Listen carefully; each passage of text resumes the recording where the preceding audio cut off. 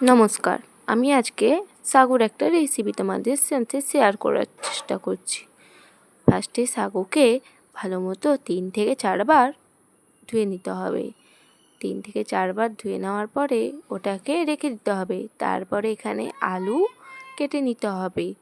ওই আলু যেরকম ভাজা হয়, সরু সরু না, স্কোয়ার টাইপের, ওই রকম কেটে নিতে হবে।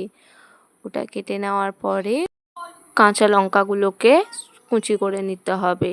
তারপরে এখানে আমি রেখে দিলাম। এরপরে সাগু, কাঁচা লঙ্কা, বাদাম, কারি পাতা, আলু, এইটা একটু নরম হয়ে গেছে, ব্যাস। এরপরে খালি কড়ায় হালকাভাবে বাদামগুলোকে ভেজে নিতে হবে।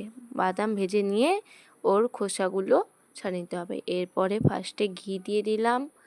ঘি দিয়ে দেওয়ার পরে একটু গরম হয়ে যাওয়ার পরেই ফার্স্টে কারি পাতাগুলোকে একটু ভেজে নিতে হবে। ওটা ভেজে নেওয়ার পরে উঠিয়ে নিলাম।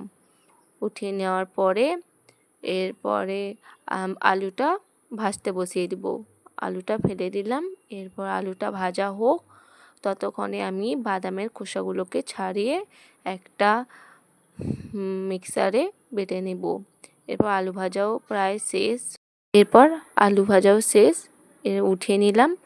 এরপর ওই কড়াইতে জিরে আর কাঁচা লঙ্কা দিয়ে দিলাম। এরপর এক এক করে সাগুদানাগুলো পরপর দিয়ে দিলাম।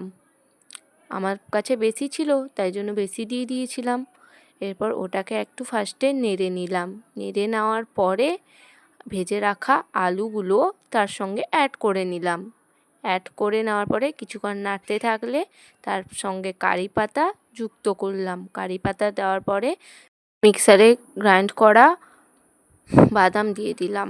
বাদাম দিয়ে দেওয়ার পরে একটু লবণ ছিটিয়ে ব্যাস তৈরি। এরপরে একটু চাট মশলা দিয়েই রেডি আমাদের সাগুর হালুয়া। ওকে, কেমন হলো অবশ্যই জানাবে কমেন্ট করে।